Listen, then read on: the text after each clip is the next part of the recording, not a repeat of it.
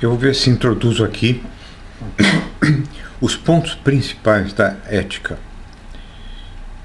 de uma forma sistemática.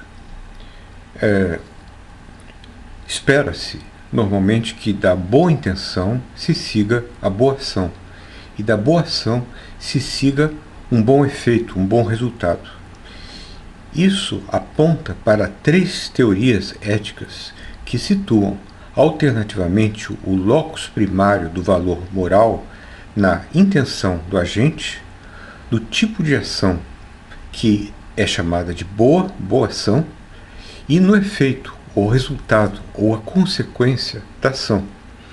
Pode ser que seja uma só ética que inclua tudo isso, mas, historicamente, isso pode ser dividido em 3 éticas, na medida que elas, cada uma delas, considera fundamental ou a intenção do agente, o seu caráter, ou o tipo de ação realizado pelo agente, ou então o efeito, o resultado da ação.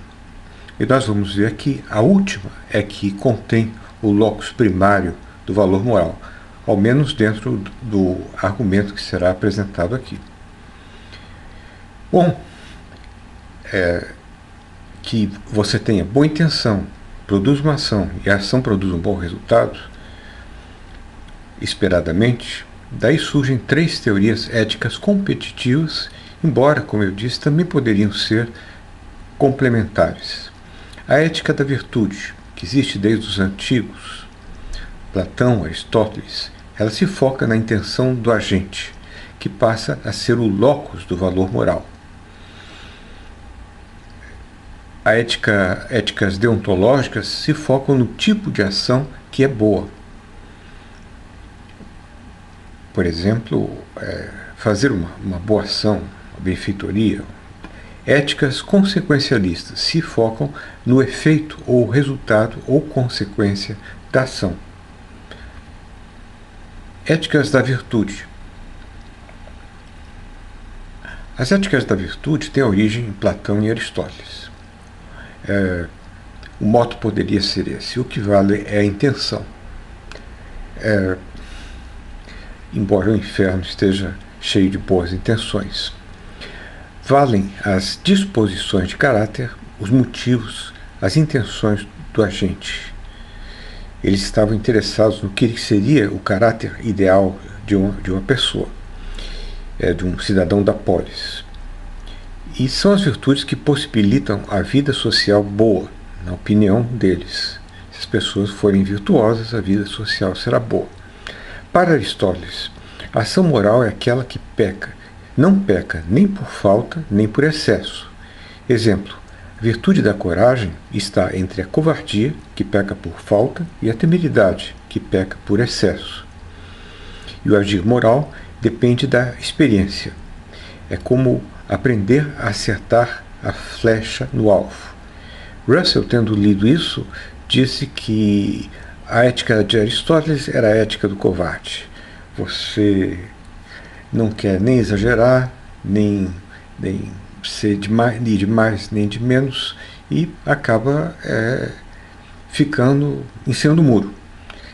Mas pode não ser assim. Você pode adaptar o que seja o meio termo às circunstâncias. Um exemplo trivial, você vê uma velhinha sendo assaltada à noite. O ladrão está tirando as coisas da bolsa dela. Ele está com um revólver. O que você deve fazer?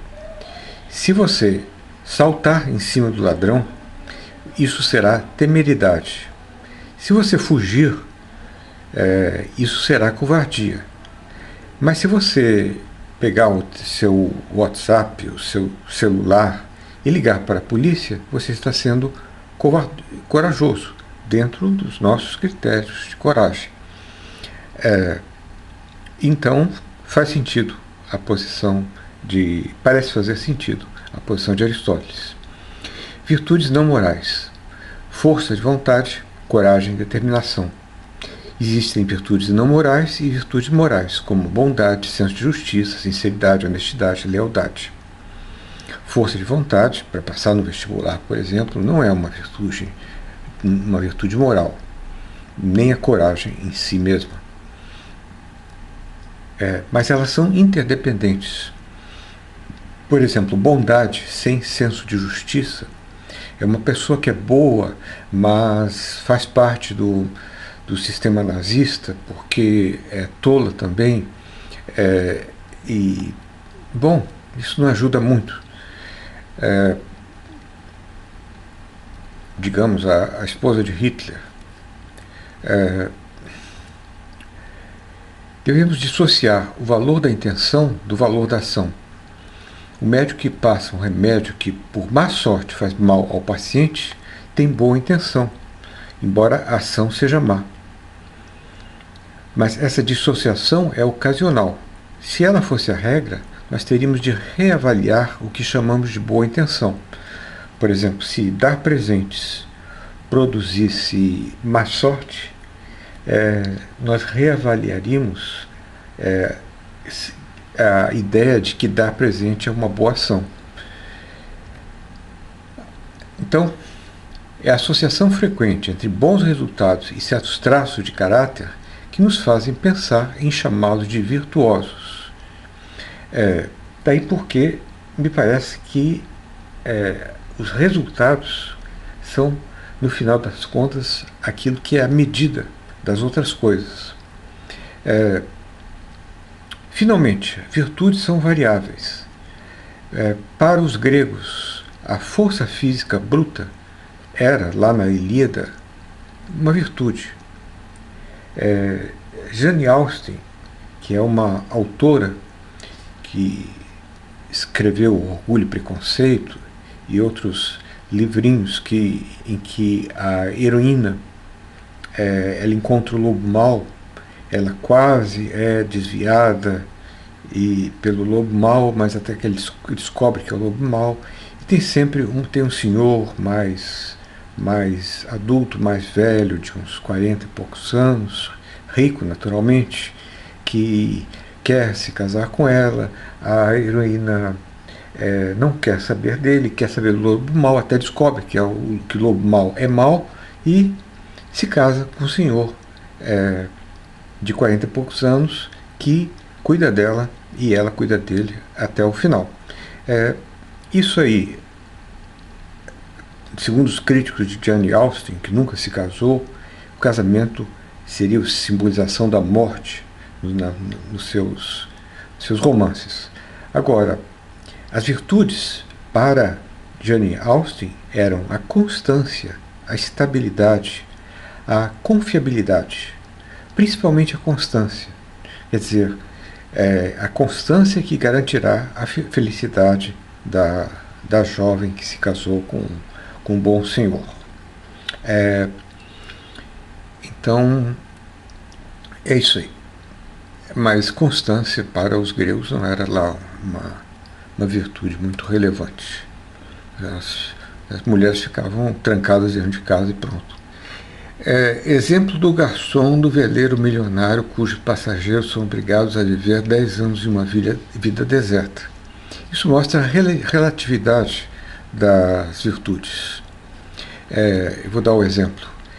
Um filme que eu assisti quando criança era um veleiro milionário que tinha pessoas, todos milionários, no início do século XX, talvez, ou final do século XIX, estavam passeando. E deu uma terrível tempestade, eles perderam velas, perderam tudo, e o barco acabou adernando, encalhando em uma ilha deserta, sem pessoas, mas com árvores, com água, etc. Eles nadam até a ilha e uma pessoa se destaca. Não são os milionários ou as suas mulheres e filhas, etc., mas é um garçom muito inteligente, esperto, que consegue salvar os restos do navio e o que eles fazem depois, ele se torna a pessoa que dirige os serviços, e fazem casinhas improvisadas e formam uma pequena comunidade na ilha, que vivem 10 anos nessa ilha, e ele se torna, digamos, o governador da comunidade. Até que eles são descobertos e são resgatados e tudo volta ao normal. Eu não sei o que acontece com ele, mas isso mostra que as características do garçom é que eram, dentro dessas circunstâncias, aquilo que era necessitado, aquilo que era importante, enquanto que as características, qualidades dos outros, por exemplo, saber jogar na bolsa ou seja lá o que for, não tinham valor algum nessas circunstâncias. Isso significa que as virtudes podem mudar bastante de acordo com as circunstâncias. Não quer dizer que não existam, não quer dizer que não existam também certa estabilidade entre as virtudes que são realmente virtuosas, digamos assim. Em seguida vem as éticas deontológicas.